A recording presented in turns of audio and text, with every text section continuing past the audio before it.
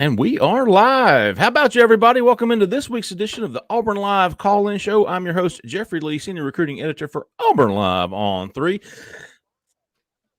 If you're not a member of that site today, and it always continues to be perfect time to get started on the site, $29.99 until September of 2023. Basically $3 a month, folks. Can't beat it. Like a cute puppy. Hey, joined tonight, as I always am, Mr. Jhead. Mr. Jhead, how about you, big dog?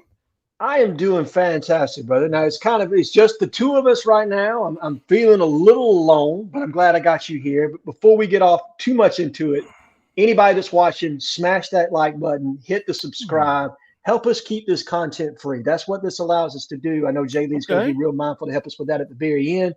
But before we get started, I wanted to remind us of that. But I'm glad to be here with it's been a while since it's just been me and you to do a show, my man. As long as Zach doesn't start playing some slow music, we'll be okay. That might get a little uncomfortable, but other than that. Hey, folks, this is a big week for Auburn football. If you're a big Auburn fan, which most of you are, assuredly. Of course, you know there's a Alabama fan lurking. There always is. Hats off to my man, Jason Caldwell, who says there's always one. There is always one. But tomorrow, Monday, February 27th, is the start officially of the Hugh Freeze era at Auburn. Auburn will begin its 15 spring practices with a practice Monday. They will practice again Wednesday and again Friday before taking off for spring break the following week. They will return the next week, the middle of March, and resume practice, culminating with an April the 8th A-Day game. And we're expected to see a lot of new faces, a lot of new looks. And I tell you what we want to do tonight, folks, we want to get some opinions. We want to pose a question to our listeners or watchers and get some feedback from you guys. By the way, Keith and Cole have been killing it all day at Auburn Live on 3 with the Under Armour camp combine in Atlanta, on the outskirts of Atlanta. If you've missed any of that content, go to Auburn Live on 3 right now. Check it out. They've been killing it all day long with top recruits setting visits to Auburn, top recruits naming Auburn in their favorites. You hear Hugh Freeze mentioned a lot in these recruitments of these top recruits. Just a lot of intel flowing all day long from Keith and Cole at Auburn Live on 3. And told them, who agreed, hey, y'all keep killing it, man. Jhead and I'll hold down the fort tonight. And but we want to include you guys. We want to know, as spring practice gets underway tomorrow, what are you looking forward to the most? What are you hoping to see out of these 15 spring practices? Is it, Jhead, we talked about some examples. Is it, Sure. Who's going to be the starting quarterback? What are what are we looking for from an offense and defensive scheme standpoint? You're not going to see much on the first couple of days, but maybe there'll be a few things you'd see. Who's the starting offensive line? Who's getting the work with the ones? Yeah, who's getting work with the ones? Where do the transfers fit in? We just picked up 12 transfers. How do they fit into the mix? A lot of questions, and I hope Edward, LG, our normal starters get on in here. Let's ask these questions. Edward had good stuff last week. He came in with some unheralded or, some sleepers that he was looking forward to seeing. I thought that was really good. But Jhead, let's start with you and me. Now, I want to hear from these guys. Now, I want y'all to call in. I want to know what people are looking forward most out of the spring practice. There's so many storylines to look for. And hell, we could spend the whole show talking about the quarterbacks. I mean, is TJ Finley a legitimate option? Is he getting legit snaps? Is Holden Garner stepping up? Is Robbie Ashford continuing his leadership role? We saw him in the Iron Bowl. We saw him play his freaking heart out. Is he still that guy? Is he going to take a step up? Those are your three quarterbacks, right? Hank Brown will not be here until the summer. Any transfer quarterback will be here in the summer if they do get one. So a lot of storylines just at the quarterback position, but a lot of other storylines, man. And I'm curious to see what everybody is wanting to find out, is wanting to learn from these spring practices that will get underway Monday. Jhead, let's start off with you, as opposed to, hey, Zach, I'll let Zach jump in here too. Zach in the back, come to the front. Yeah, come on in. You follow this as much as anybody, Zach. What are anything sticking out to you? Like, okay, it's Monday, we're about to get started. It might take a couple of practices for us to really see like who's working with the ones. That really doesn't matter tomorrow as much as it does maybe the fourth practice or the fifth practice. where the quarterbacks stand. What are something you looking forward, Zach? I like Cole. I'm an offensive line guy. That's what I played. I'm obsessed with offensive line play. And let's just be honest, a lot of the offensive issues for Auburn these past 2 seasons has been linked to the offensive line not blocking very well for the quarterback. Man, I don't know if it really mattered who we had at quarterback the past few seasons. No, I it don't didn't. think the offensive line was good enough to take this team far enough. So I just want to see, do the transfers we brought in with experience, does that pay off? Because we all know that chemistry means so much along the offensive line. The quicker we can get a front five set and the quicker they can work together, build chemistry, get the communication down, I think that's going to pay off massively when we get to September, October. Because I think the past few seasons, we've seen a lot of guys moving around, lack of communication, lack of execution. And so I really want to see if Hugh Freeze and this new staff can get that offensive line unit set early and if that can stick throughout the season. Jhead, Dylan Wade's coming in from Tulsa.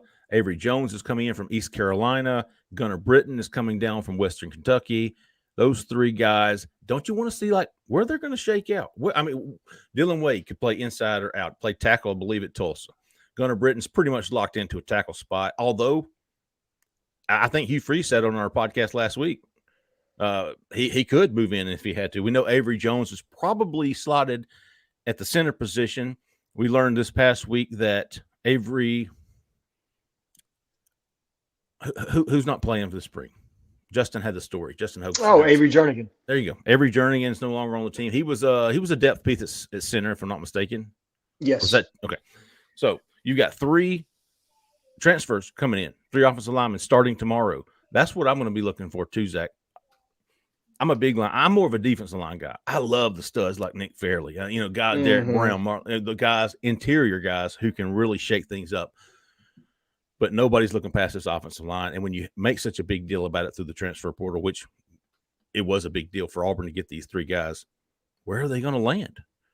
What's the pecking order come April the 8th? Are they out there with the ones? If not, are you a little disappointed? Concerned? Yeah. Who's going to step Right. up with them? And Zach, do you have, and Jay, have you two, if those 3 guys are your starters, and we don't know much about them, only what's on paper right now, which we've seen from film in the past, which you guys probably do that. Where do you have this, and who are some candidates to join them as that starting 5? Okay. So I'll go left to right. Right. My starting left tackle, I watched enough of his tape from Tulsa, and specifically I watched him compete against Ole Miss, is the young man from Tulsa. I think he is a plug and play. Is he ideally built to be a left tackle? No. But I've seen enough of his footwork, his power, his athleticism out there on the edge. I think he absolutely gives, and we only have right-handed quarterbacks on the roster. I think he gives our right-handed quarterbacks the best opportunity to keep their blind side clean. So he's your starter at left tackle to me. Your starter at left guard is going to be Jeremiah Wright. I thought he flashed there last year at times. That's predominantly where he lined up when he did play. And I'm excited to see if he can continue his progress at that position. And Hugh Freeze mentioned it on the recruiting show that you guys did with him on the Inside the 20. They're still looking for some interior depth there. There's not as much as you would think. Gus got a bad rap for doing nothing but recruiting offensive guards. But when you look at the roster right now, you could use another guard or 2 if we're being completely honest. So it's going to be important for Jeremiah Wright to step up this spring. At center, you're right, it's Avery Jones. I don't think there's anybody on the roster minus Connor Liu. Oh. And Connor Liu is a high school kid. That is a really tough transition to make, to come from high school into the SEC. You're going from being able to ragdoll kids that are 240 pounds to playing with full-grown men on the line of scrimmage. That's not an easy transition to make. Reese Dismukes is one of the few guys that's been able to do it and do it successfully. I think we're much better off, though, if it's Avery Jones as your starting center, and he plays the way he's capable of. I think your starting right guard is going to be Cam Stutz from day one. I liked what I saw from Cam as the season went on. I thought that as a mauler, and look, let me be clear about this too. I thought down the stretch, the last 4 games when Cadillac Williams took over and Will Friend and IQ were calling plays, the offensive line played better than the defensive line at times. I thought that they really started to grow up as a run blocking team, and I thought Cam Stutz was a big part of that and his growth and development. And then your right tackle to me is Gunnar Britton. Now, the big thing with Gunnar is You saw him when he played against Auburn. He was a little bit lighter at that point. He probably was playing at about 280. And I got to give Jason Caldwell credit, friend of the show. He was able to interview Gunner, and in that interview, he talked about how he had an abscessed tooth and he couldn't eat for like 3 weeks. So he lost a whole bunch of weight coming throughout the season. Does he add that weight back? I've heard that he has. And how does that help him as a run blocker at the right tackle position and also as a pass blocker? Does it give him that increased bulk and size that he needs to match up on a regular occasion with SEC defensive ends and tackles? So that's my starting five left to right. I think that's probably where they fit best in the construct of a Hugh Freeze, Philip Montgomery offense. But Zach, as somebody who played offensive line, I surely didn't at 175 pounds, bro. I promise you that. And if we did, we were going to be in some trouble. But I'm interested to see what you thought about that offensive line or your own offensive line, what ideas you have. I think that will most likely be what gets rolled out the first few days. I do want to see Jalil Irvin is probably the X factor. I think at one of the guard spots. I mean, you're looking at a guy who's a senior, 310 plus pounds, at 6'3", has experience. He's got to take the next step. You got to put some pressure on him to continue that development, man. As a senior in the SEC, you got to be out there playing in the front, in the starting offensive line. Also, Xavier Miller, too. I want to see if he can compete for the tackle spots. It'll be extremely difficult because I do think the two guys you have at tackle, man, great, especially Dylan Wade. I think he's the only guy outside of, the center spot that I think has probably locked up a spot. I have that much faith in him. I've seen his film. I've seen his experience. So I really do think he's got probably the left tackle spot locked up. But Miller and Irving are two guys that I think could compete for the guard and the other tackle spot in my offensive line. I want to see what Miller looks like against SEC competition, though. That's the only thing is I want to see, because sometimes it doesn't translate, man. You can nail those additions sometimes, and then other times they don't take that next step when they get into the SEC. Especially coming from junior college, it's so hit or miss. And Jeffrey, you can talk about this better than anybody. They can look fantastic in the Mississippi junior college game, and they get to Auburn, and it just doesn't work out for whatever the reason. And it works the other way too. I'll never forget me and Caldwell being the theme of the show. This is the third time we've mentioned him, but me and Jason Caldwell went to Mississippi. I can't remember where it was. It was where El Toro came from. Yeah, it was Gulf Coast. There you go. Jason and I went to Gulf Coast to watch. I can't remember who it was, but Isaiah Buggs was playing. And Isaiah Buggs, we watched him, and we walked away from that going, that dude is trash. Like he was, I couldn't believe he was a 5-star guy, right? I mean, he was not good. He was not good in that game. Jason Caldwell, I trust his opinion on as much as anybody. We both walked away there. I was like, damn.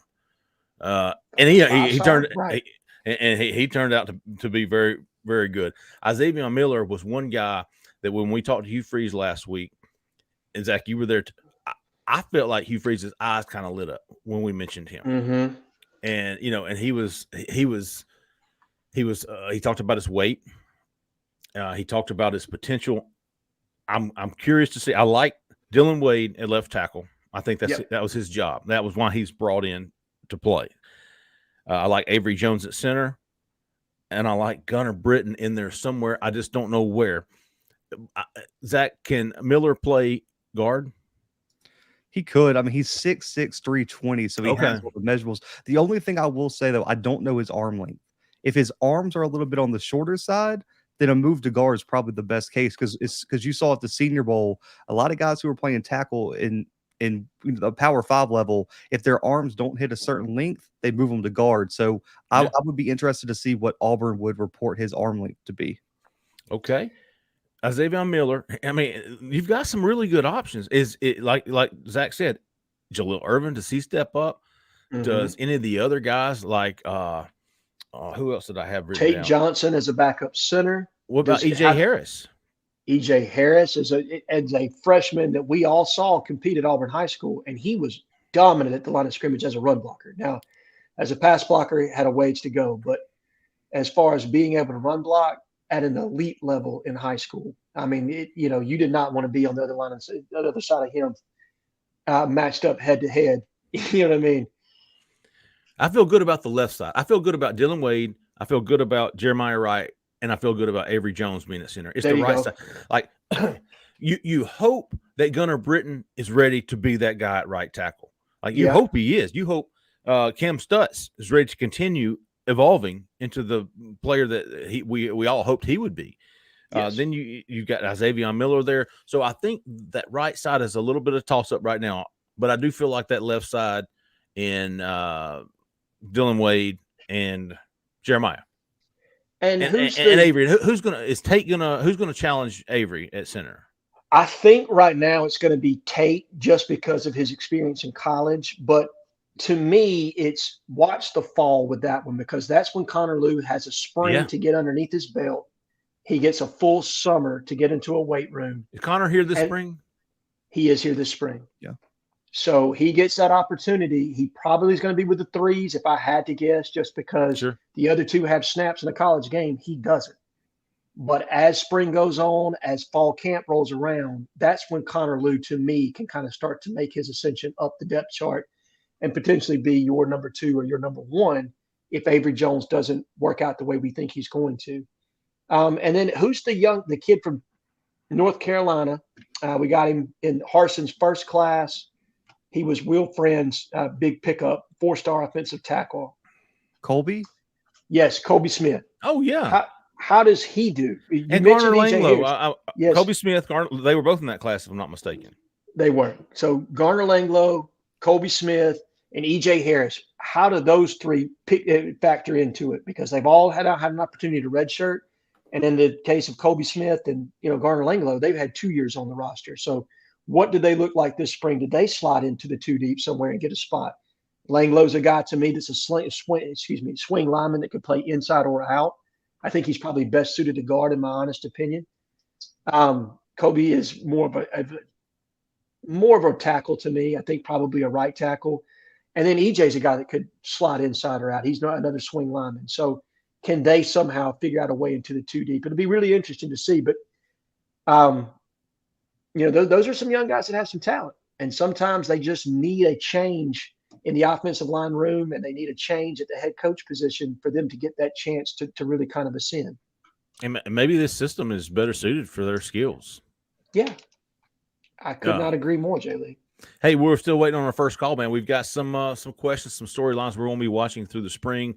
Hell, and we haven't even gotten to the recruiting side of it, but there's a lot of visits going to be taken, and we'll be all over that. Buddy Cole wants to know, when is the transfer portal open again, and what will be the breakdown? Fantastic question, buddy. The transfer portal opens May the 1st. It runs through May the 15th. There's 15 days in May, starting on May the 1st. And, buddy, if you didn't catch our interview last week with Hugh Freeze, go back and check it out, man. Inside the 20 with myself and Keith Niebuhr, we sat down with Hugh, and we talked about this. We asked him this. What are you looking for? What's left to do? He said, we'd like another wide receiver. Mm-hmm. We'd like another linebacker. Mm-hmm. We'd like maybe a quarterback. And definitely want another interior offensive lineman. Yes. I think those were the 4 boxes left to be checked. So, and it's going to be interesting because Jhead talked to us about the 85 scholarship limit, where Auburn is and what they're going to need to be able to bring those guys in. So with Avery Jernigan now coming off the books, we're right around the 85. I think we're at 82, maybe 83. I'm not exactly sure. And that's counting a couple of walk-ons. So you've got some room there. Okay.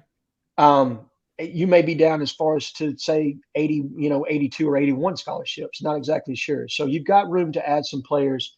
And then what kind of attrition do we have post-spring ourselves? Because it's not like we're going to walk out of this and not have any attrition. When you have a head coaching change, you have guys that are, they're ready to play. They don't want to be, on the scout team anymore. They're ready to move up that depth chart. And when they have that honest conversation post-spring, and the coach gives them that list of what they need to work on and where they currently stand, some guys are going to say, peace, man, I've had enough. I'm going to go someplace else I can play. So I would expect our own attrition of at least another 5 guys probably off this spring roster. So you have an opportunity to make a very big leap with acquiring more talent if we so choose to. But at a minimum, Jay Lee, I would think we're probably going to add around 5 more guys with those 3 or 4 spots that you mentioned, the predominant ones. No, there won't be a problem there. No. I don't foresee there to be any kind of issue when it comes to a numbers situation. Now, look, if nobody leaves, I think you can probably at least fill 3 spots. If, a couple more leave, you can fill, 4 or 5, whatever you need to do. But I don't foresee there to be an issue with us being able to add those pieces that Hugh Freeze wants to add come post spring. You know, Zach made a good point earlier talking about Jaleel Irvin. What if he doesn't crack that starting lineup? He's a senior, right? I mean, are those the type of guys that you put at the top of the list as potential transfer entries? Like Jaleel Irvin's been here for 5 years. I think he redshirted. Is that right? So Cole Pinkston. Yeah. So what do you think, Jhead? Those the guys you're going to be watching?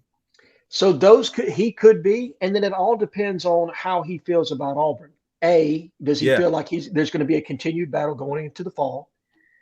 2, is there a place that's ready to take him? Because a lot of guys don't want to get into the portal unless they know that they've got a spot to go to. At that point, you're looking at like Jacksonville State or somewhere, right? Exactly. So you're looking at that level. Do they have a position open for me? Do they have a spot? Can I, what I don't want to do is come off scholarship at one place and then I can't finish my degree, because that's a big piece to a lot of these kids. Where is he in his degree program? Has he already graduated? Is he working towards a master's? What's that situation? And then what's the NIL situation for him at Auburn? Is he getting any money at all? Would he be getting money someplace else if he were to go there? So they're all kind of mitigating factors that kind of play into a kid's decision to transfer right now. It's not as clear cut as what you would like to say is, hey, either I'm playing or I'm not. Now, where I see that being more prevalent is with a guy that's got multiple years to play, because then they've got an opportunity. It's a little bit more enticing for a kid that's got multiple years left on the books to jump into the portal, because they have the opportunity to kind of probably pick and choose from a few more teams. Whereas a guy like Jaleel Irvin, who really doesn't have a lot of tape, and now you're going to jump into the portal, if you don't know there's a spot that's open for you right now, do you want to jeopardize that? And so that's a scary proposition. Cole Pinkston joins us, big dog. I've been working it out today, man. Yes, sir. Howdy. How's it going? Howdy. How about you? That must be a good luck charm, because someone just called in. They were just waiting on Cole to get All here. right, there we go. Hey, they want to see that hat. Cole, I'll let you in. We're wanting to know from our listeners, our watchers, what they're looking forward to the most from this spring practice that begins on Monday. We'll be thinking about that, Cole. We've got our takes on that, but we'll come back to you after this call. Sounds good. 3365. You're live. Who we talking to? Where are you calling from? Hey, what up, fellas? It's Bo, man, from Birmingham, Moody. What's up, Bo from Moody? Oh. Hey, what's up, man? Are you looking forward to Monday, Bo? Some tight ends and some wide receivers that may be close to committing to Auburn. Oh, that's a good one for Cole. All right, Bo wants to know wide receivers, tight ends, Cole, who could be close to committing to Auburn. Good stuff, Bo. Yep. 4-star tight end Martavius Collins from Rome. Georgia. He decommitted from Alabama about, y'all forgive me, 3 weeks ago. Got some hours. Yeah, about 3 weeks ago. I say Auburn's the team to beat. Agreed, Cole. Are you close to putting in a prediction? Yes. I feel pretty good about it. Look, I put this on the board about 5 minutes ago. Things change hourly, especially as these 2024 start moving into the recruitments. They're starting to set their official visits. They're starting to do all of this stuff. So things are about to start changing rapidly. But as of today, I don't see who the next competitor is after Auburn for Martavius Collins. He's wanted. He's wanted by Walker White. He's wanted by the offensive coaching staff at Auburn.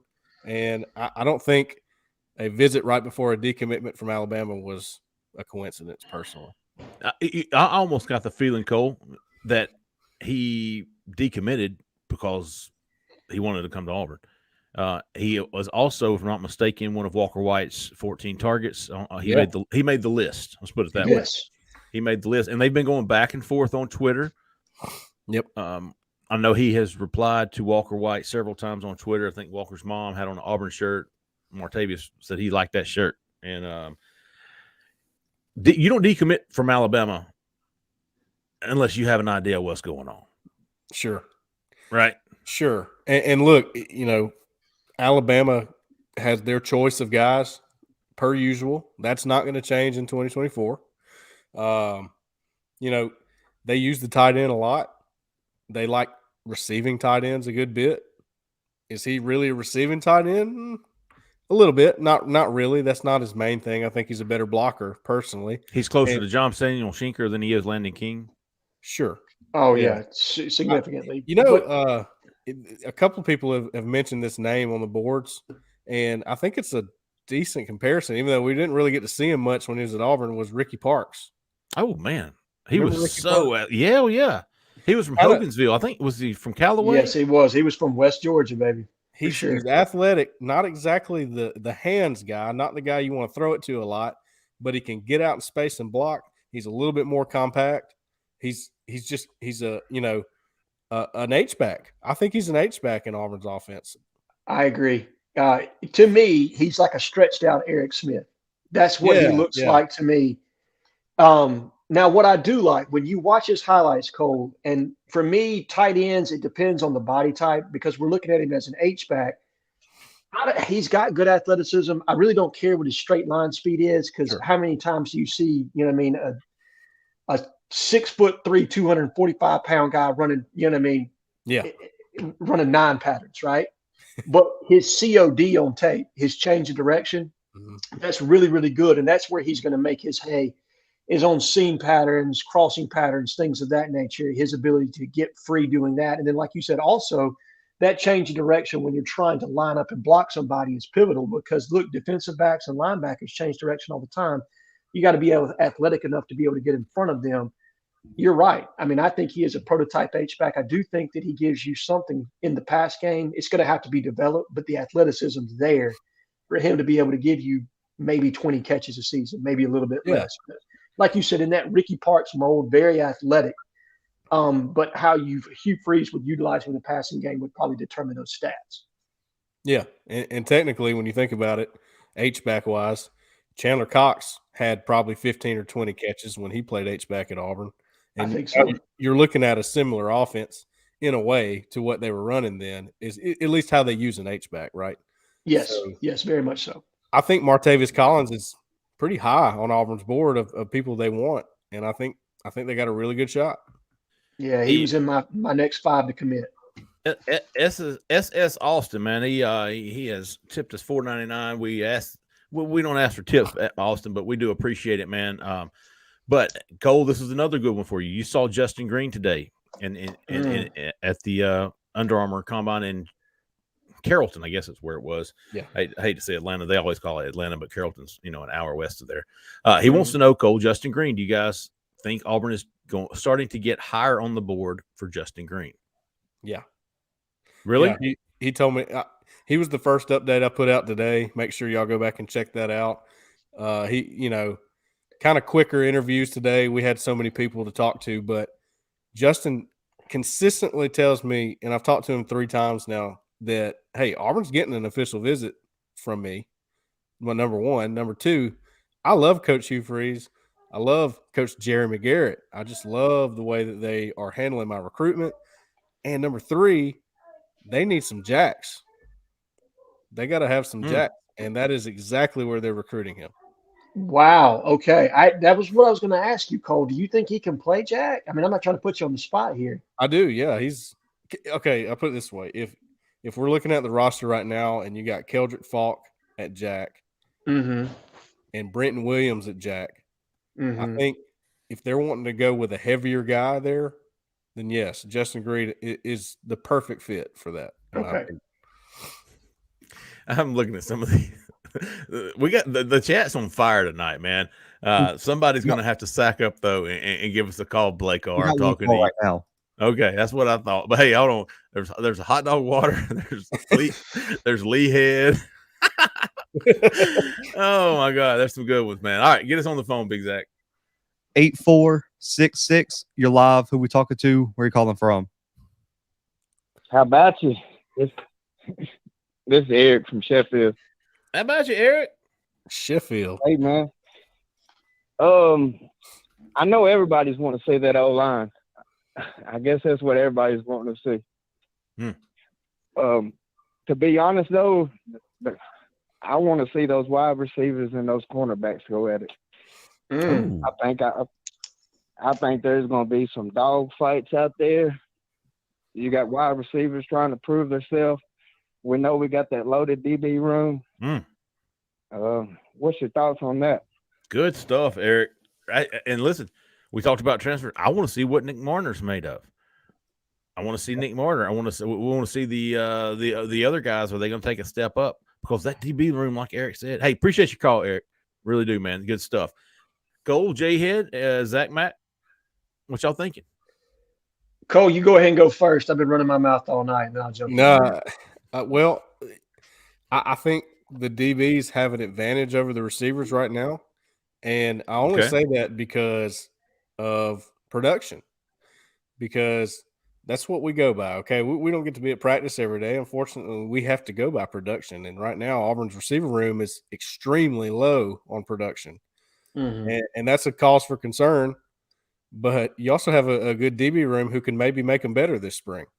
That's something that, I thought of when he asked that question right there. So maybe that's something they need. They need to get roughed up a little bit this spring and learn how to fight through some contact and create some separation on these routes, because it didn't happen a whole lot. Some of that is the quarterback. Some of that's pass protection. Okay, but at the same time, Nobody put themselves out there as a playmaker, really. Javaris Johnson, sometimes. Somebody's got to be a playmaker. Somebody has to do it if Auburn's going to have passing success. I don't care if they want to pass it 80 times a game. They got to be able to do that. Zach, your take on the wide receivers. I know Jhead likes to use the term and quarterbacks throwing guys open. Wide receivers. I'm not as well versed on the wide receivers. I know my boy Camden Brown. Okay, maybe the guy. I really want to see him become the X that I think he's going to be. I really got it. And not just because I like him personally or his family personally, but sure. I think the kid's really good, and I want to see him become the guy that I think he can be. I'm fired up about Camden Brown. I'm thinking this too, because I think that's another big thing. As much as the offensive line hasn't been up to par, I mean, can we name the last time Auburn's had a game-changing wide receiver where you're like, I need a play made, I'm going to that guy? Was it Seth Williams? That was had to be Seth, and before him, you're talking Duke and Sammy. Yeah, Sammy. Yep. Yeah. And so, because Auburn's has only had 2 wide receivers hit the 1K mark in a season in school history? I think so. I think Frank Sanders is one. And then Beasley's the other? Daniels, right? No, you're right. Right is Ronnie Daniels. As a freaking 30-year-old freshman. Golly, bro, that game against Georgia still. Ronnie Daniels. Insane, man. Go ahead. Let me tip my cap to Ronnie Daniels, big dog. Yeah. Continue on. We have a wide receiver who could hit 1K this year. No, I don't think we do. Oh, really? No. All right, I say that because. Okay. Are we sharing too much? No, I don't think we're sharing too much. I think it's scheme design. If you look even back to the Ole Miss days when Hugh Freeze was at his peak, he had a series of receivers that averaged between 500 and 800 yards apiece. So they were spreading around a little bit more because of the matchups that they would create on overloaded play design or anything of that nature where they were able to flood pattern or whatever. I think he wants to spread it around. I don't think he wants to isolate one guy to catch 100+ balls or whatever it would take to generate 1,000 yards. I think they're going to probably try to get Javarius loose in the slot some. I am interested to see Camden Brown's ascension at the X position, because he is the guy on this roster, to me, athletically, that has the potential to be that big play down the field threat that can get vertical in the red zone. He can make plays in phase. He can do everything that you need a big-bodied wide receiver to do. The kind of guys that Hugh Freeze has featured predominantly throughout his career. Camden is that guy. And then a guy that Cole's been real high on. I watched him a lot last year, Amari Kelly. I was very impressed with what he was able to pick up from a concept standpoint. When he was given the opportunity to make plays, it felt like he made them. He wasn't featured as much down the stretch just because we weren't throwing the football. I mean, look, what did we throw the ball 15 times a game max the last 4 games? It became a service academy offense. Yes, it very much so. Triple option, hat tip to Navy, Army, good, and the Air Force academies. Right. Look, we did what we had to do. You know what I mean? And what they were able to do in the quarterback run game with quarterback counter, quarterback, The various run elements that we used, it was a really nice touch by Will Friend to capitalize on what we could do. But those guys, plus Coy Moore and Jay Fair, what did they do? Those are the 5 guys I'm really looking at. And the only problem I have with JJ, Coy, and Jay Fair is they all play the same spot to me. I don't think Coy is a Z. I think he is an inside receiver all the way. I think he's a slot. I think he played outside for us last year because he had to. And I think that's why Hugh Freeze wants another outside wide receiver, to be able to create more depth.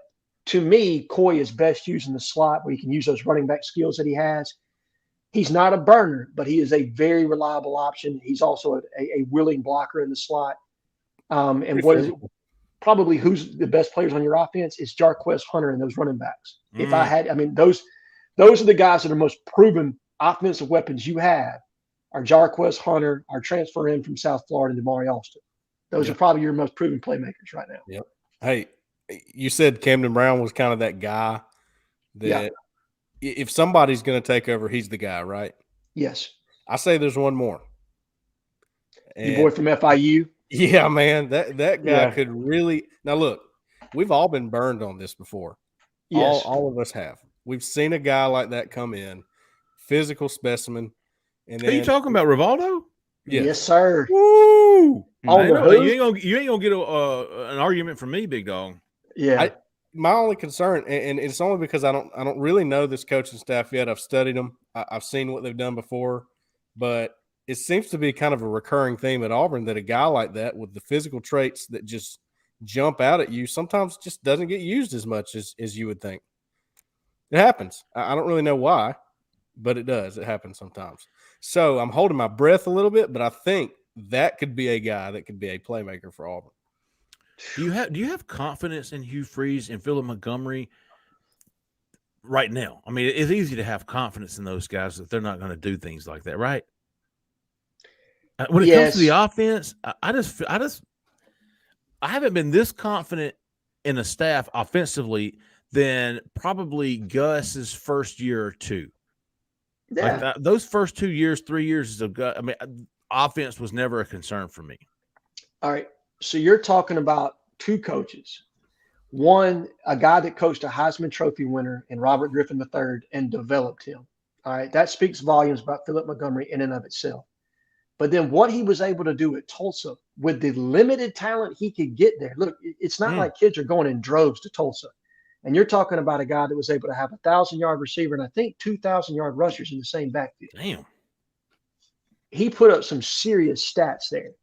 And then you're talking about Hugh Freeze, who's done it at the highest level and done it in the SEC and done it against the best competition. I mean, we're not just talking about 2 wins against Alabama. I watched him absolutely roll Georgia up when they went to Oxford in 2016 and put 45 points on the board. I mean, look, he knows how to dial up plays and sequence things in a way that elite play callers know how to do. Yeah. Okay. He does. His offense, he has answers built in that 3-surface offense where you're basically reading off the linebacker and then you're having developed routes coming off of that to be able to take advantage. It's not an overly complicated offense, but they kill you through lethal simplicity.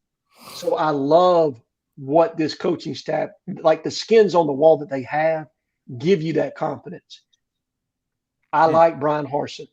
I think he knows football. I think if you put him on a chalkboard, he knows X's and O's as well as anyone. Sure. But he did not have the proof of concept that these 2 guys have at the Power 5 level and specifically in the SEC. That gives me confidence. Hey, Sean Feely's got 3. He's keeping an eye. I'm looking over here in the chat. His number 1 is who is quarterback. We talked about that. Number 2, linebacker.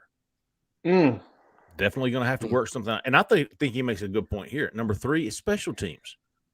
Returners is Brian Battie. One thing I learned, I take away from last year was that LSU game, and I was sitting in the southeast corner end zone, down right below the student section, and I don't know, Cole might have been standing there with me. It was him or Jason, and I'm looking down the LSU sideline in that punt in the 4th quarter, and Keontae is having to run. And he had been so close to muffin punts. It felt like, you know what I mean? It was like it was in slow motion. and he muffed it. Mhm. And I thought, man, that was ball game, right? If I'm remembering correctly, That was the ball game. then I think they scored, and it was it. Or Auburn could have scored, or whatever it was. But I love special teams, and I'm curious to see will Keontae return punts? Will Brian Battie, the kick return All-American as a freshman, will he step up, be a difference maker on special teams? And what about the kicker? Oh, yeah. Alex McPherson was, he did a really good job down the stretch. But can he do it over the course of a full season? You don't know, right? Man, kickers, Tuberville hated kickers. Was it the first game for Auburn? What coach likes kickers, really? And he was open about it. Yeah. He said kickers cost more coaches jobs than any position on the team. It seems like there's such a flaw in our game of football where it's brute strength against brute strength for the entire game, but it could come down to one little squirrely guy who. Then you hand it over to Finesse Freddy over here. Cole said we need the XFL rules, 3-point conversions. Yeah. I remember that. Was it Duval who Tuberville just was it Duval, Damon Duval, or who was it? Or Rob Baronis. It was one of the two. And man, I think it was Duval that shot him the bird when he was sitting on the bench. We got 3 callers here. So all right, let's get them. All right. 9332. You're live. Who we talking to? Where you calling from? We got 3 Hey. callers. 9332. You're live. Hey, how y'all doing this evening? Hey, this is Little River, isn't it? Yeah, yes, sir. This is Eric Mack from Little River, Alabama. One more time with y'all. How y'all doing this evening? Doing great, Eric. How about you, big dog? Good. Look, man, I love everything about what's going on this evening. I'm hyped up. Y'all got me hyped up tonight. Good. I like it, Eric. But look, I just want to know who's going to be the man in the defensive line that's going to be that guy. Who's going to be the one that's going to give me that pass rush this year in spring training? Who do y'all think is going to come through? Hey, Eric, thank you. I talked about this earlier. Great question, Eric. We appreciate your call, big dog. I talked about that dominant defense. Hey, dominant defensive lineman. Is there a guy like that on the team? Oh, Cole thinks so. I know who Cole's going to say. Go ahead, Cole. There will be in the summer. Yeah. Who's in the summer? Deron Reed. Oh, you're thinking true freshman? Oh, yeah. I mean, you're asking me if there's a potential dominant D lineman on the team. Will he play in 2023? I don't know. I think he will. I don't know how much. I think he'll have a role. Maybe a third down guy? I don't know yet. I can't decide. Because he's going to miss spring, and that kind of hurts a little bit. Keldrick Falk, on the other hand, he gets to go through spring. Look at that. That was my pick. I was right there with him with the true freshman. Y'all are going true freshman? Yeah. I got 3 guys, and none of them are true freshmen, Jeffrey. Okay, but please. We'll go ahead. Now, go ahead, Zach. Finish up. Oh, I mean, I love Falk's game. I think he can come in. I think he's got the size, the athleticism. He's going through spring. I think he's going to find himself a role, and I think he's going to surprise a lot of people, man. I think he has that type of ability. There's a reason that there are people out there saying he deserved that 5-star, and man, he was proving it in the camps down the stretch, and every time you saw him, man, his development kept going and going and going. I think having those months in a college weight room with the nutrition, everything like that, man, I think he's going to be ready to go by the time August comes around. Jhead. All right, I got 3 guys, and it to me, I don't think Auburn's got just a dominant guy right now. Now, can there be? Maybe, because it depends on, to me, the maturation process of Justin Rogers. Does he take that next step as a nose guard to be able to cover up our linebackers? He slipped my mind. That's the one. Yeah. The other guy, Jeffrey Imba. How much does he develop? Because he's got the skill set to be a next level guy. He really does. He's got the raw tools, but raw is the key word. How can Jeremy Garrett coach him up and get that light bulb to turn on like they did for Nick Fairley that second year you know what I mean, coming out of junior college. And last but not least, because it's time, it's Dylan Brooks. Because if he doesn't get it done as a jack linebacker, Keldrick Falk is going to be playing that position, and he will be coming for his spot. So Dylan Brooks, to me, is the one guy that has the pass rush skill set that you need to flourish at that position. And he gives you the ability to be able to drop in coverage a little bit so that you can utilize him as a stand-up outside linebacker. But he's the guy right now that's currently on the roster. He's been on the roster for 2 years. It is time. If he's ever going to step up, it needs to be now. And those are the three to me. If those three guys hit, that takes your defense to a whole nother level. If they play similar to they did last year, hold on, brother. It could be a long year. It's going to be rough. Hey, can I throw one more in there real Sure. quick? To me, this is the least talked about starter I've seen at Auburn in a long time.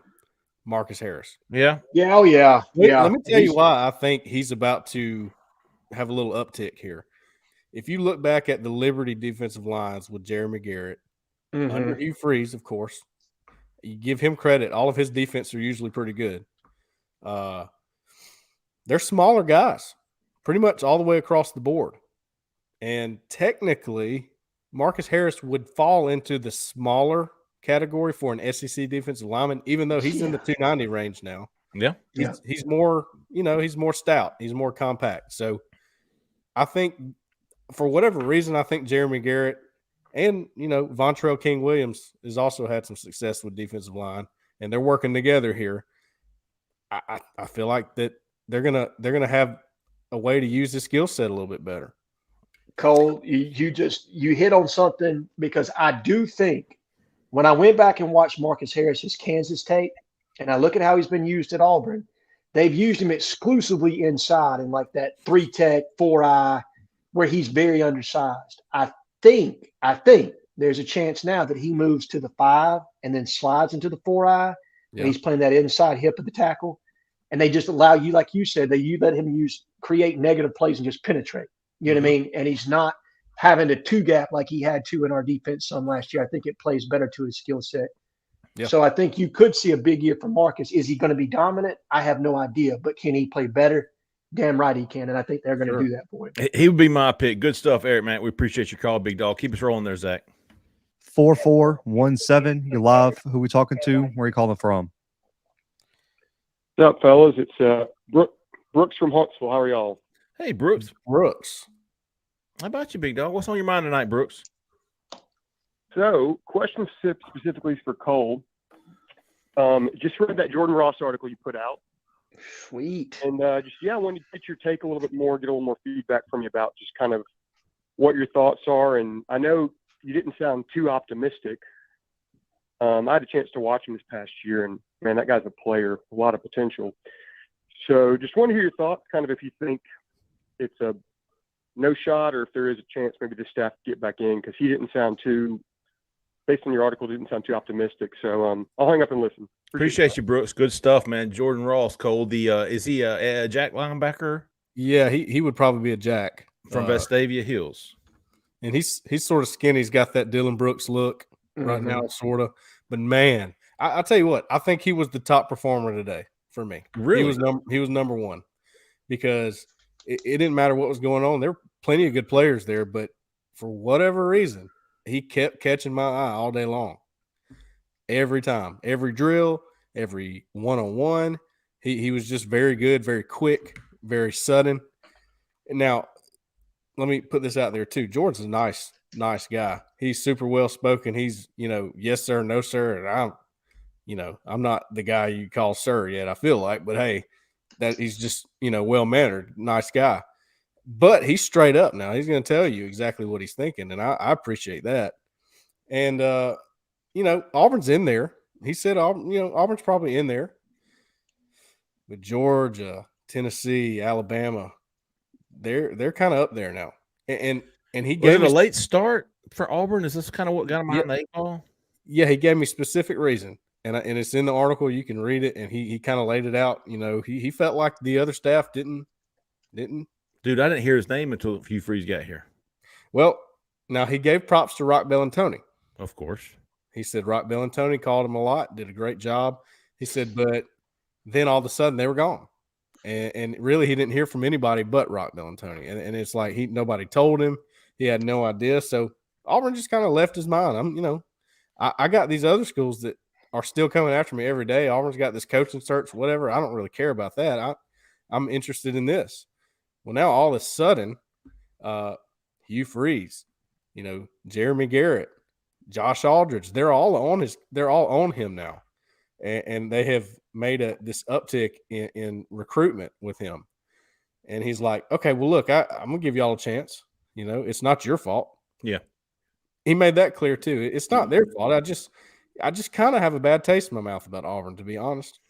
Brooks, I felt the same way reading, and I've talked to Justin back when Auburn wasn't very heavy, but from an in-state guy like that from Birmingham, you'd like to hear a little bit more enthusiasm about Auburn, and when you don't, I hear you, Brooks. I'm the same way, big dog. There's a ways to go there.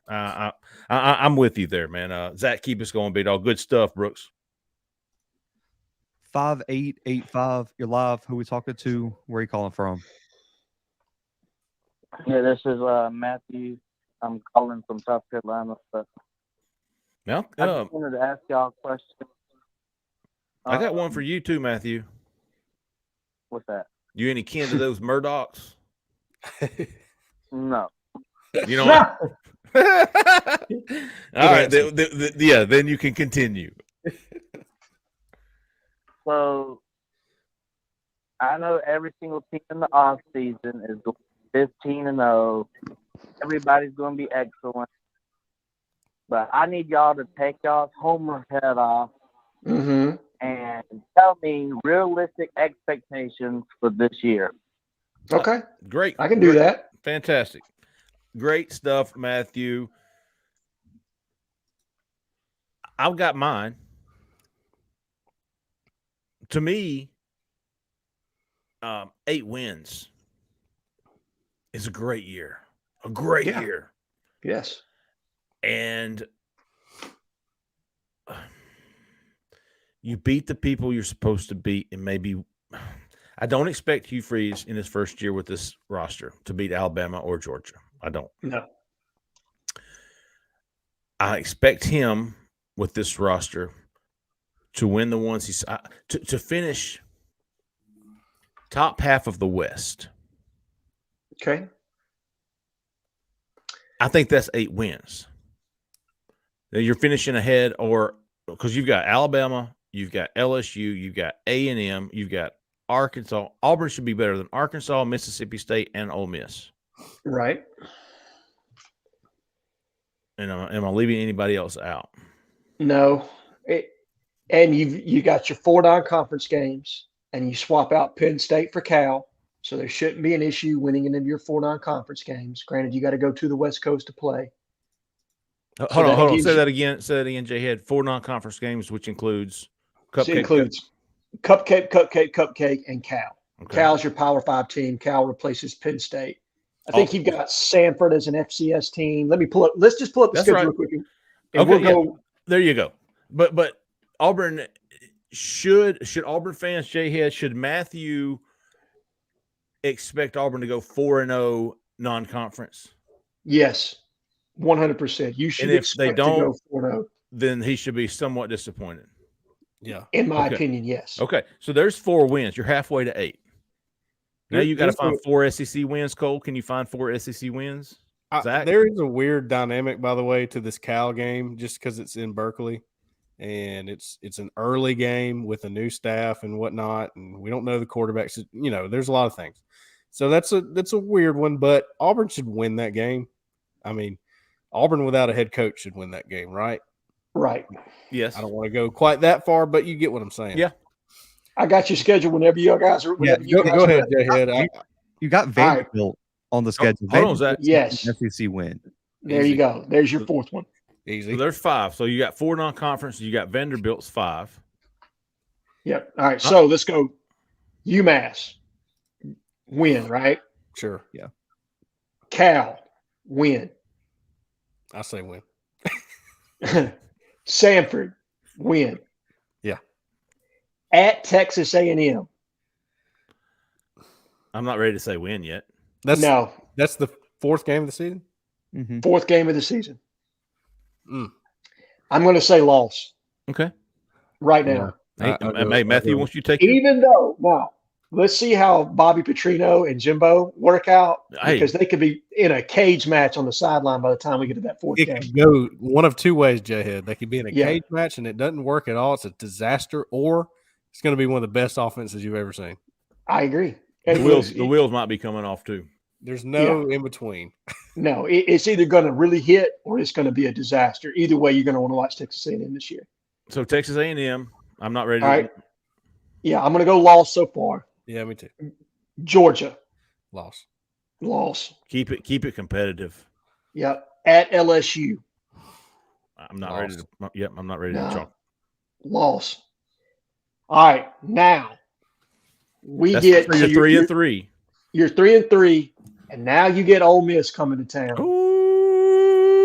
But do you know how lit Jordan Hare is going to There be you that go. night?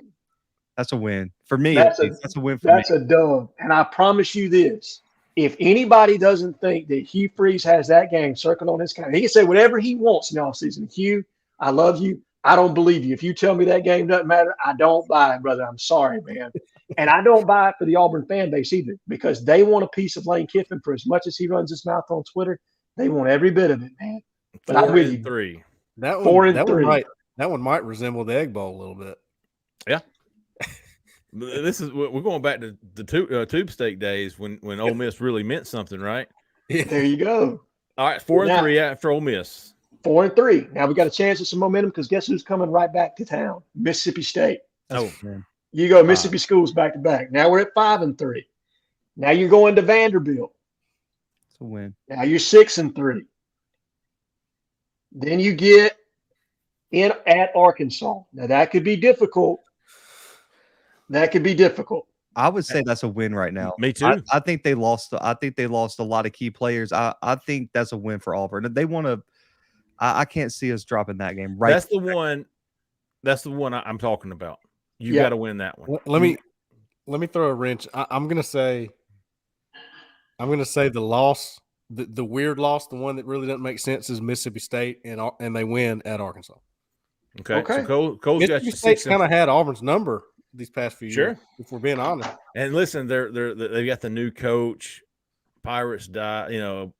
Okay, so let's keep going. Cole's got you at 6-4. I've got them at 7-3. See, to me, and I'm with you, Jay Lee. We're 7-3, or no, 6-3. I'm sorry. Is No, it you're 6-3? 7. No, it's 7-3. Yeah. Beat Arkansas. If you beat Arkansas, you're 7-3. Mm-hmm. So you've won 4 in a row.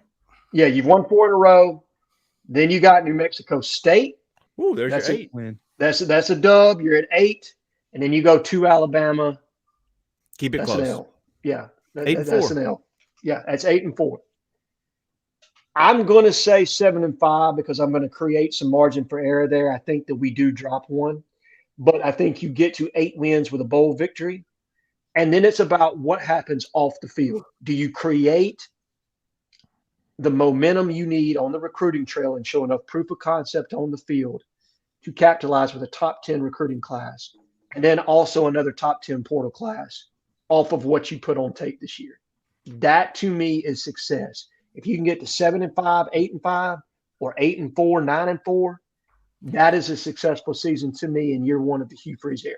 So back to the logic trail from the caller of, what was exactly the question? How many wins does it take? Take your homer hat off. What's your expectations should be this year? Okay, let me tell you why the expectations are different. So y'all remember we sat here and we talked about how it seemed like that number for wins for Brian Harsin in the second season just kept going up. Hey, he's got to win 8 if he wants to keep his job. Shoot, I'm thinking 9. We kept going up with it. And we were right. He won 6 and he's out before he ever got the chance to finish, right? So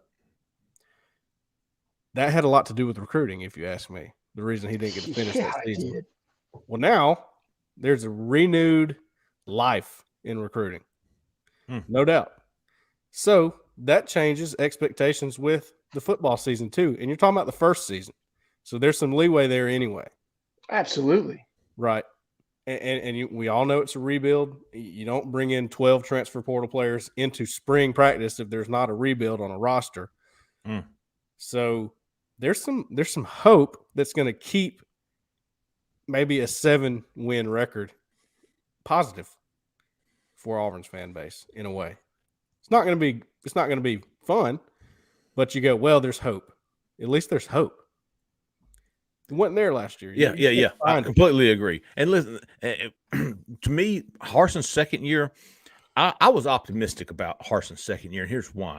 You look back at his first year, and what do you go, 5-7, or was it 6-6? It was 6-7. 6-6, right? 6-6. 6-6, and then we lost in the Birmingham Bowl. And every one of those losses except Georgia, were winnable games. Yeah. And all they needed was that little bit to get over the hump. I was optimistic going into that second year, and then it was just like, okay, this is not working out. All right, and nobody had hope. There was no hope in recruiting. There was no hope for the future.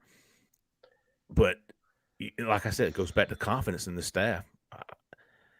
I have confidence. I had confidence, kind of like I did with Gus's first 3 or 4 years. I mean, I felt like Auburn was going to be competitive with Gus Malzahn at the helm.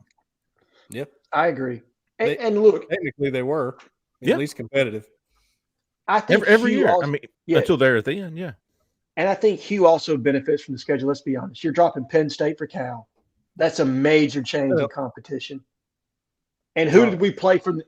So you played Penn State last year. Now you're replacing Penn State with Cal on your schedule. Who was the SEC East team last year? Missouri. Now that's kind of all right. So you get Vanderbilt. You had Missouri last year. Yeah. That's probably a push. I wouldn't want to play Missouri this year. I'd rather play Missouri last year. I would rather play Eli last year than I would this year. No, because Eli they improved down the stretch. I think Missouri got to 6-6. That was the other thing that took hope away. It just took the air out of the sails for that team last year. You looked around, Missouri, even Vanderbilt landed a 4-star guy or a couple 4-star guys, if I'm not mistaken. Mm-hmm. Everybody was building up, and it felt like Auburn was just right here. Flatline. Yeah. Complete flatline. There's nothing to be excited about, right? Zach, are we clear on the phones? No, we still got 3 callers. Oh, damn, dude. Let's rip them off. Not rip them off. 6668, you're live. Who we talking to? Where you calling from?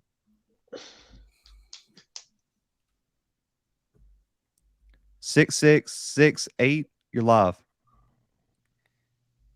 Hi, this is Grayson from Auburn. What's up, Grayson? This is Grayson from Auburn. I have 3 different things. They're all pretty short. So first thing is I've done some sniffing of my own. I talked to Nykar and Caleb Cunningham.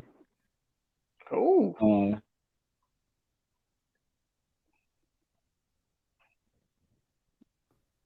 Caleb Cunningham really likes Auburn, apparently. Nykar was more just arguing, saying that Georgia's better than Auburn. They're not, obviously. Are we ready to say that Jeremy Garrett can beat Zach Etheridge recruiting-wise? Because I think he might actually be better. I can't go that far, man. Half of them were talking to him. And then third, when you talk about the 2025 class,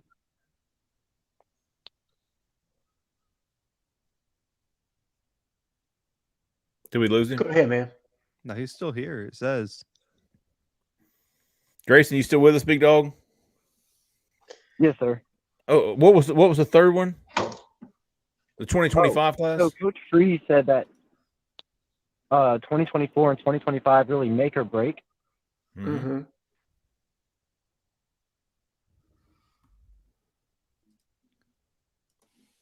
They must be going in and out. For those listening, first 2.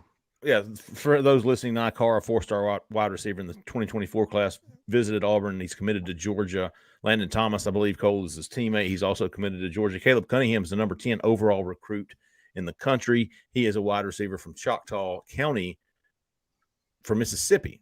6'3" big guy, number one wide receiver in the class in 2025. According to Grayson, Caleb Cunningham is very interested in Auburn. Nye Carr, who, like I said, he visited for Junior Day, Cole, for the big Junior Day. Yeah, says he's coming back. Someone certainly Auburn's pushing for, but he's kind of an interior guy. I mean, inside guy, right? He's a slot. Yeah, he's a slot. So, but hey, good stuff, Grayson. We appreciate the call, man. Keep us going there, Zach. 8861. You're live. Who we talking to? Where are you calling from? Kevin from Wilmer, Alabama, close to Mobile, Alabama. Kevin, is that right? Kevin? Yeah. Yeah. What's on your mind tonight, Kevin? I think the quarterback will be Robbie Ashford. I hear you. What do you like about Robbie Ashford, Kevin? He's my best friend. I know Is he? him personally. Okay. He is I a hell of like a it, man. competitor. Absolutely. Yeah, he played at Hoover High. Yep.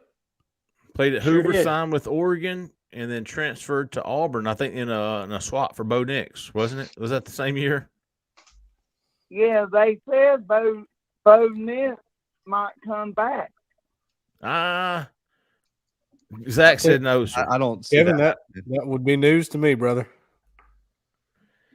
Yeah, I don't think so, Kev. Well, I mean, hell, we don't really know, but I would bet the $3 I have saved up in my savings account that Bo Nix doesn't come back to Auburn. Yeah, I think that's a pretty safe bet. But hey, I mean, go ahead, You Kevin. think we get that running back out of Andalusia, Alabama? Jamarian Fat Burnett, Kevin Cole has the latest on him. Cole feels good about him. I think you've even put in a prediction. Yeah, I have. I also talked to Amon Lane about him today, and he feels pretty good about it. So there's also that. Yeah. Good stuff, Kevin. Hey, Kevin. I think Jaquez Hunter be the starting running back. Oh yeah, Jarquez Hunter. Yeah. I have high expectations for him this year. Love me some Jarquez. Yes, sir. I can't wait when the 8A game. A-Day game, Kevin. You going to try to make it? Yeah. Good. I bet you there'll be a big crowd there, April 8th. Yeah, April 8th. Jordan Hare. How about you attend that, Kevin, and then you call us back with some of your thoughts? Yeah. Sound good? Yeah. I'll talk to you later. Okay. Appreciate your call, Kevin. Good stuff, big dog. We appreciate it, man. 6848. You're live. Who we talking to? Where are you calling from? Hey, it's Bryson Beulah. What's up, Bryce? Bryce. Yeah, been a while, man. I've been locked up on these Sundays, but I wanted to check in. What's on your mind tonight, Bryson Beulah? All right, man. I think I'm gonna make call-in show history. Whoa, hey!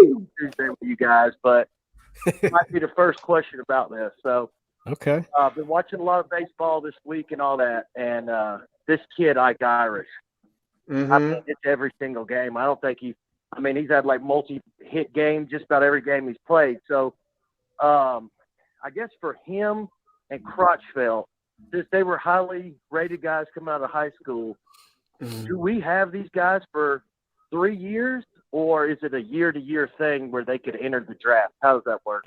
Go Hey, ahead. You know the college baseball rules better than anybody, Jeffrey. Go ahead. Well, here's the thing, man. NIL has changed this probably more so for baseball than anywhere. I mean, it used to be you have a good year in baseball, you could get some money and you were gone. Now you've got NIL. You've got a lot of momentum at this baseball program. You got Butch Thompson created a lot of excitement around this guy. And listen, I haven't had a chance to watch baseball yet, but I have been keeping up with it. And all I keep hearing about is this Ike Irish guy who has been on fire from Michigan, of all places. Good player. I mean, just very, very good player. Probably the best hitting catcher we've had since Josh Donaldson. Is he DHing or is he playing? So he's DHing. Okay. We've got a veteran catcher right now that he's backing up. He's kind of, I think, midweek he's getting the start at the catching position, just to kind of give the guy his knees some breaks. Sure. But overall, he's DHing, but he's lethal with the bat, man. There's no question about that. And as far as college baseball goes, right now you have to be 3 years removed from high school if you sign with a college program to be able to turn pro. Is that If you're right? Yeah, in junior college you can turn pro every year. But if you sign with a D1 institution, you are required to stay there for 3 years. So he's locked in, Bryce. Dude, listen to this. He is 17 for 29. He's hitting almost 600 with damn near 30. It's not like he's 2 for 3, right? He is 17 for 29. He's 586 batting average, on base percentage of 1. I mean, let's see. I'm not a baseball guy, but I know those are good numbers. Four doubles, a triple. When you got a catcher that can leg out a triple, you're doing something right. 6 ribbies, slugging percentage of almost 800, 4 walks. He's only struck out once in almost 30 plate appearances. He's a true freaking freshman. He's even stole a base, big dog. He's going to be a stud. He did, and I thought there was going to be a serious drop off at the plate when we lost Sonny DeShare after last year. I mean, I didn't think anybody would be able to replace those power numbers. So Jhead, go back real quick. I was looking at his stats. Right. So now these baseball players they're in for 3. They're in for if they sign with Auburn out of high school, they're in for 3. Now, if they were, if they went to junior college, you can actually turn pro out of junior college every year. I think that was the way it's been for a while, right? Yeah, it has. It's been like that for forever. In fact, I'm trying to think who the guy was with the Washington Nationals that did that. He went to junior college, and got drafted 2 straight years in a row directly out of JUCO. God, man, I think of his name here, Bryce Harper. Oh yeah. Oh gosh, yes. Is he from Columbus? Bryce Harper's from, I think, Las Vegas, Nevada. Yeah, I think he's from out west. Oh no, I know who I'm thinking of. The best junior college player to ever come to Auburn was from Columbus. Oh, Tim Hudson. Tim Hudson. There you go. Freaking yeah, he's filthy. Anyway, oh, he was so good. I had to play it too, dude. Dude, I'm you gonna get me on a rant here, man. But Tim Hudson was the best. I mean, all-around two-way baseball player. Yeah, best two-way player I've ever seen at Auburn. Stud on the mound, ace, and then he'd go out there and play left field and DH. But anyway, your DH and your ace pitcher. Yes. So yeah, hey, good stuff, Bryce. Auburn is a lot of they tied today. It was a 9-inning travel restrictions. I believe USC had to get back to the West Coast, so they just called it. It was a tie. Auburn ended that series 2-0-1. I think last week against Indiana, they took the series 2-1. Yeah. So what was that? Do they have a midweek game? Yeah, they're 5-1-1 right now. 5-1-1. I think they dominated somebody midweek, if I'm not mistaken. Oh, North it Alabama. was UNA. Yeah. They ruled them. Yeah, they played up at. Didn't they play at the Trash Panda Stadium up there in Huntsville, Madison? That game. I think Brooks was there. Brooks from Huntsville. Yeah, he may have been cheering on the old Trash Pandas. Do we have anybody else, Zach? Yeah. 8237. You're live. Who we talking to? Where are you calling from? What's up, guys? It's Crawdad. Y'all hear me all right? Crawdad! Yeah. Hey. What's up, fellas? Crawdad, where are you calling from, big dog? I'm in Southeast Alabama, my friend. Oh. It's a beautiful, you know. Jhead territory. Yeah, what part you from, Crawdad? Yeah. I just knew. I'm in right outside Dothan. Where outside Dothan? Houston County? Yeah, Houston County, closer to Rehoboth. Look, dude, I played Rehoboth in many sports games, bro. I know what you're talking about. Go ahead, Crawdad. I played high school football actually in Midland City. I played at Dale County High School. Okay. Dale County. Yeah, we had a guy off my 917. He was a running back, safety. He was recruited by Auburn pretty hard. He ended up going to AUM and got in a lot of trouble and never really panned out, but he was a hell of an athlete. Okay. Crawdad, yeah, You guys started talking about Freight Sanders and Ryan Daniels. I had to make a drink. Yeah. hey, they make Ah. it taste better, don't they? Man, a lot better. I miss those guys. I wish I would love to see somebody step up and be a third of what those two dudes would do. Dude, Ben Lear to Ronnie Daniels was one of the man. That was Yes, yeah. Or Nix to Sanders, man. That Georgia game y'all talking about Ryan Daniels. I remember watching that game when I was in high school, and it was amazing. Yeah, and to hear Ben talk about that game, we ought to have Ben on here just to talk about Ronnie Daniels because I love that was the single greatest season that I can remember. Oh yeah, man, it was awesome. Ben Lear hates Georgia, only second to my father, and he celebrated that game. Look, you would have thought that he was on Dancing for the Stars that night, man. I mean, I'm talking about all up and down our house. But go ahead, Crawdad. Listen, my grandfather was from Georgia, and his whole family were big Georgia fans, and he was a diehard Auburn fan. And it was always interesting when he was around when we watched football games together. He would love to see when Auburn beat Georgia. I mean, it would light his face up. There's a lot of the old timers are like that, dude. Mm-hmm. Oh yeah, old timers. Like I'm not almost 50. Yeah, back in my day. Years old. So I'm still around. I'm kicking it pretty good. So. What you sipping on, Crawdad? Interesting, man. Are you closer around my age, man, or are you older than me, or younger, or who? Jhead. Oh, just turned 40 this year, my man. Did you? Wow, cool, man. That's cool. My goodness. Cole. I heard you. I could be your daddy. I was always Crawdad, are you fired up? Yeah, man, I'm actually ready for spring practice, man. Yeah. I'm ready for it, man. I'm actually I was talking to a friend of mine last night. We're gonna make it to the 8A, 8A game this year. I haven't been to an 8A game in I don't know how long. Yeah, well, there wasn't really much reason to go. Support everybody and have a good time. Maybe we'll have us a Auburn Live tailgate, man. Ooh, we should. If you do, let me know, man, for sure, man. I'll swing in. Bring that bottle of liquor with you. Jessica won't let me drink any, though. Let me know what you like. Bottles, couple cigars, man. We'll sit back and have a good time. Oh, I might have to take some PTO that day. Yeah. I think I might join you there. That's all right. Me and Cole both get sick that day. Yeah, I'll take y'all's press credentials into the game. You go right ahead. Yeah. Oh man. So with that practice and everything today, I was reading what Cole and what you guys were reading. What you guys read about it. Excuse me. Do we got any? How we feeling coming out? I mean, we got any winky winkies or any winky winkies? Go. Yeah, I mean, well, you had a few no shows today. Martavis Collins was not there. Jamarian Burnett, I don't know if he was signed up, but he wasn't there. Alvin Henderson wasn't there. Kevin Riley wasn't there. A couple of guys that we think are really, really big Auburn targets weren't there. So, you know what?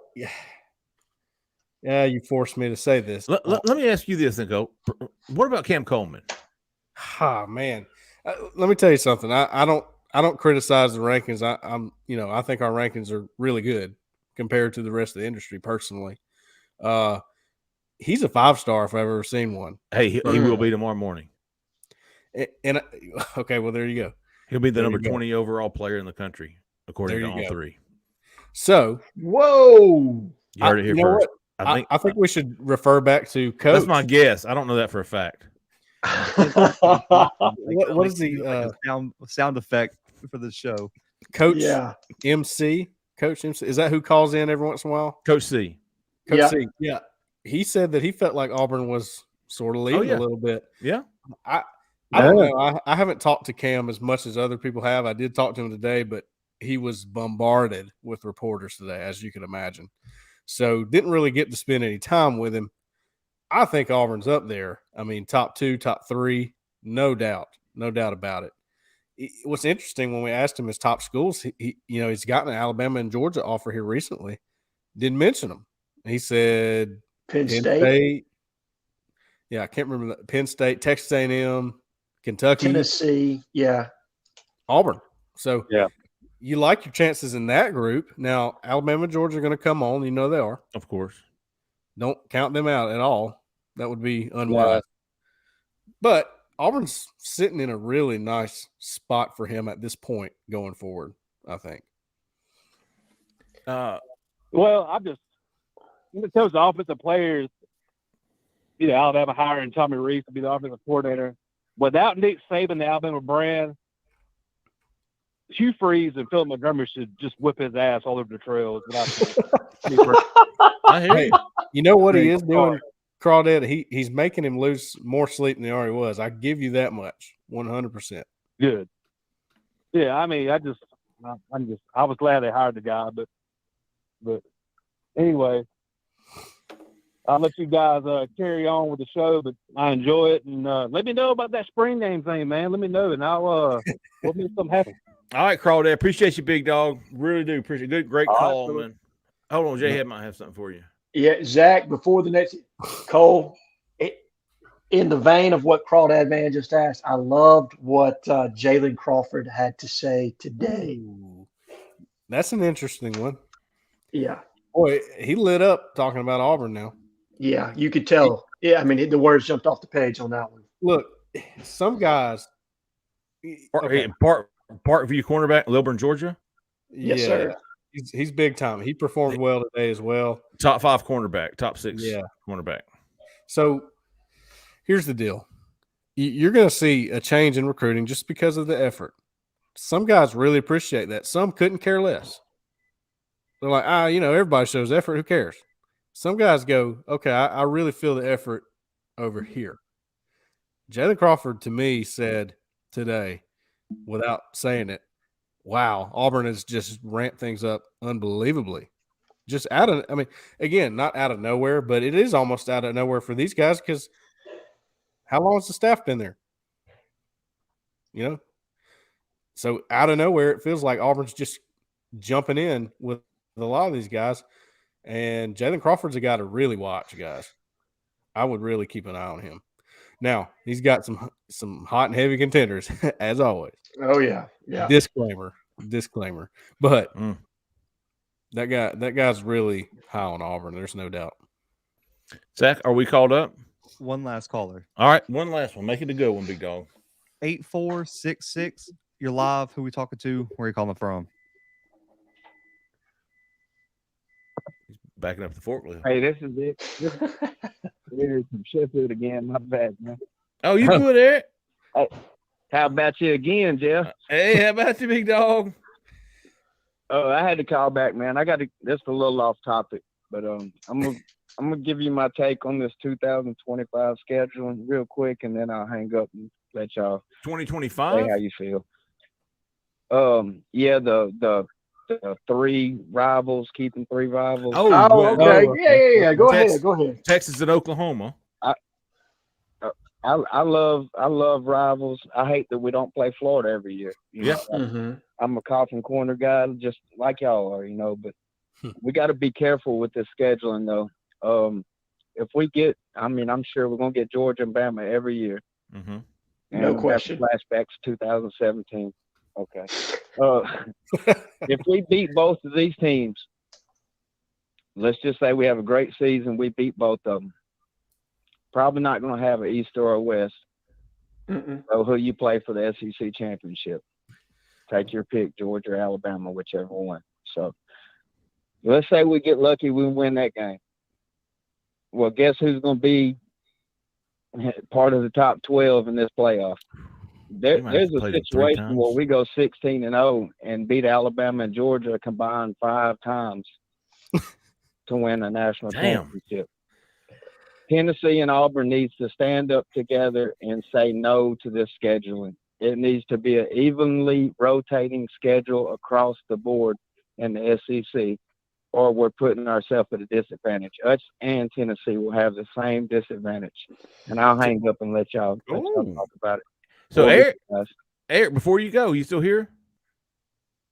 He hung up. Okay, so Eric is proposing so long to the Iron Bowl, annual Iron Bowl, right? Did I hear that right? That's what he said, but that's not happening. Won't happen. All right. So would Auburn fans prefer that? Because you know what he's saying. Look at the bigger picture. Yeah. Forget the state championship. Yep. I'm curious to hear y'all's three. Your three permanent. All right. So let's tackle what he said first. I think there is a section of the Auburn fan base that is sick of having to play the toughest schedule in the country every year and wishes that it would be more evenly rotated. But when you think about sacrificing games and you're Auburn University, and then you're the TV network that's paying $70 million a year to these SEC schools, you need the revenue from those games. So it's not going to happen. But I understand his point. I get it. It sucks right now to be an Auburn fan from a scheduling standpoint when you're playing the number 1 and the number 2 ranked team each and every year. But in the words of Russ Cole from True Detective, time is a flat circle, my man. And we will come back around to the day that Georgia and Alabama aren't what Georgia and Alabama are right now. And it starts with Hugh Freeze and Josh Heupel doing their due diligence and making those games more competitive to where kids aren't just defaulting to go to Alabama and Georgia. Okay? So things will come back around. It's a cyclical sport. You know, what's old will be new again, and Alabama and Georgia won't be on the run their own. Number one, look, I don't care who they hire after Nick Saban. It's not going to be the same as it is right now. I'm telling you that right now. Kirby Smart, I don't know how long he's going to be at Georgia, but I just feel like maybe it's sustainable, maybe it's not. I don't know, but I don't think that it's going to be what it is right now. I firmly believe that. But let's go to your guys' three. Jhead, was that your Matthew McConaughey impression there? It wasn't McConaughey just yet. I can do that, but you know what I mean? That was just stealing some of his words, brother. That's one of my favorite shows, by the way. Great. Oh, easily. That and The Wire from HBO on the HBO scale, man. Yeah. Great call. Yeah. Great reference there. I'm glad you said that though, because that was my biggest thing is like you're fixing a problem now and you get rid of two of the most historic rivalries that you have as a university. And then what happens if Alabama goes back to the Shula days and Georgia falls off a cliff? And then guess what? You're probably going to wish you had those games on your schedule again. So I just don't, you just got to compete. You got to recruit better. That's right. Got to field better teams. And we've beaten Georgia and Bama recently. It's not like we can't compete with them. You just got to start recruiting better. Recruiting and evaluating better. Absolutely. I'm 100% with you, Zach. If you look back before maybe the last 5 years, I think Auburn was the leading team in the SEC with undefeated seasons in the last 20 years. So it can be done. And what happens when you get through that schedule undefeated? You're in the national championship. You're going all the way. No doubt. You probably won't if your schedule gets weakened, right? There's a chance you won't. Because of that schedule, Auburn's going all the way if they can navigate through it, or maybe even get through it with one loss. You still got a shot in today's world, especially with the playoff. To your point. So who's your other one? I'm all in on Alabama and Georgia. LSU. Right. See, okay. Okay. It gets okay. Who you guys at? Who do I want or who do I think it will be? No. Who do you want? I want Florida. Me too. Oh, and listen, I missed Tennessee. I missed the Tennessee game. I thought that was, man, Johnny Majors and Pat Dye back in the day, son. You young whippersnappers may not know this, but, man, that was freaking game, son. That was what, the 3rd September every year? Oh. Don't get me wrong, Cole. Hey, LSU, I love that game.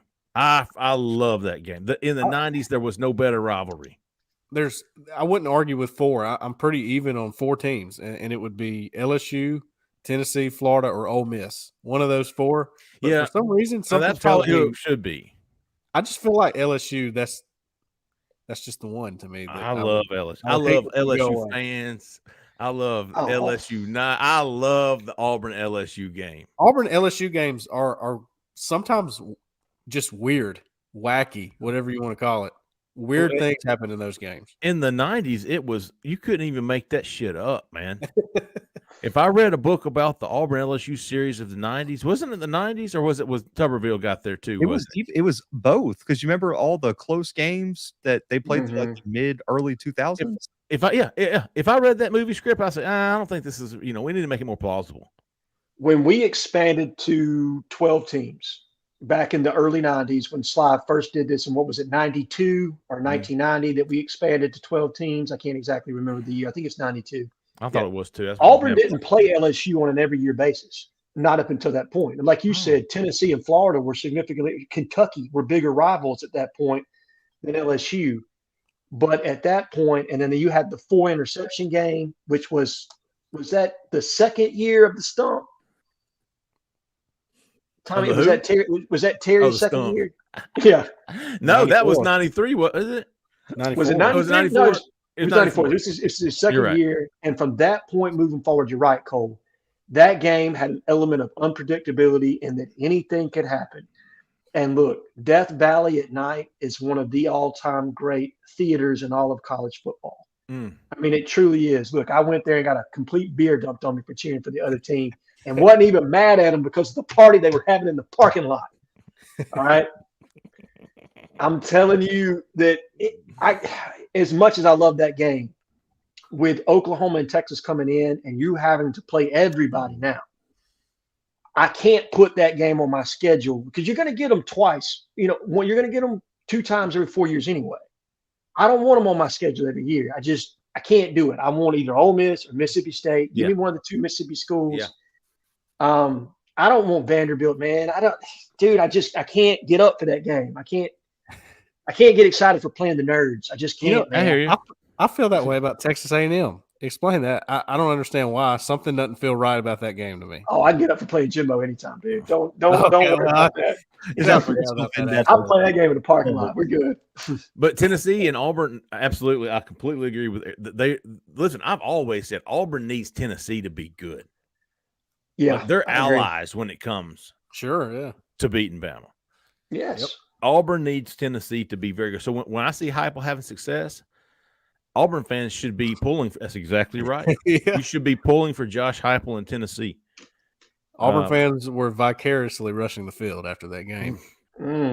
So I will have a question for you guys. Like, for the people who say that, you should take Bama and Georgia off the schedule, is because if you don't want to play them and you're scared to play them, what makes you think Auburn is going to have a chance at the national title if they don't want to play Bama and Georgia? Because you're not winning the national title if you're not good enough to beat either of those 2 teams. I think Eric was saying that you're going to have to beat them in the regular season. Then you're going to have to beat one of them in the SEC championship game. Then you're going to have to beat one or both in the playoffs. So you could end up playing both of those combined 5 times just to win just to get there. I don't know how the playoffs will be bracketed or anything like that, or how the 2 SEC teams will it go back to old school where the 2 SEC teams with the best conference record will play for the championship? That's exactly. There will be no divisions. There will be 14 teams. Divisions. It'll just be the 2 best. It'll be like the ACC during the COVID year. So Auburn beats Georgia in the regular season, or Alabama, and they both finished 13-1 or whatever it is. Then you've got to go to, or whatever the hell, 10-1, 11-1 regular season. Then you're going to face them again, and then one of them's going to, whoever didn't go and has got 1 loss is going to get in the playoffs. So I understand what he's saying. I do too. I get it, but still, when it comes down to it, how vacant would that regular season feel without what would happen if you went all season long and didn't play Alabama? It wouldn't be right. You would feel like a Texas A&M fan ducking Texas. Okay. Yeah. Let's call it what it is. That's the way I would feel about it, man. Like, all right, dude, I was not man enough to play my rivals every year. I punked out. I went for an easier route, and you just call me Wake Forest now. That's the way I feel about it. Here's what Auburn fans should be saying is, Alabama fans, by the time this gets going in 2025, they're going to wish their yearly opponent wasn't Auburn. They're going to say, man, what do y'all think about dropping Auburn? because we're going to end up having to play them again in the SEC championship game, and then we're probably going to end up playing them again, either them or Tennessee. We don't want them on as our fixed opponents, because if we're going to have to play them Tennessee and Auburn in the regular season, we're going to have to play one in the SEC championship game, then we're going to have to play the other in the playoffs. That's the way you want it when 2025 comes around. Both I of those agree. schools, Alabama going. Do we want them on our schedule? Zach, did we clear the phones? Yep, phone lines are good. Whew, great, man. Hey, what a great show. Thankfully, out of the dead period, we rise. The dead period ends Wednesday, folks. Auburn will practice Wednesday. They'll first practice will be Monday. The dead period will still be intact as far as recruiting goes, but recruits will begin showing up for Wednesday practice, for Friday practice, and again after spring break being March. Shit, I'm taking the boys to the Great Wolf Lodge that week. Is it March 8th? And 9th? 8th and 9th. Oh, it's March 6th, Monday through the 10th. So that first full week of March, they'll be gone. No recruits are expected. But I will say this. So everybody go ahead and, like Jhead said, man, y'all like and subscribe to our YouTube page. We really appreciate everybody listening and watching. Subscribe. It's free. We don't ask for any tips, although we do appreciate it, SS Austin. Much obliged to you. But I will say that get those notifications put on. We've got a great Inside the 20 coming in the morning with a surprise guest. I think it's going to be a very popular interview, man. Some really great stuff as far as recruiting goes. Some behind-the-scenes recruiting information coming out tomorrow morning with myself and Keith. I think that's great, man. Great show, everybody. We appreciate everybody, the callers. Appreciate everybody listening and calling. Bo from Moody, Eric from Moody, Eric from Sheffield ×2, let's see, Eric Mack, Brooks, Matthew, Grayson, Kevin, Bryce, Crawdad. We appreciate everybody. Had a great chat as well. We'll be back next week, folks. Mark your calendars. We'll talk more football. For Jhead, for Zach in the back, for Pink, I'm Jeffrey Lee, man. Y'all stay out of that left lane. See ya.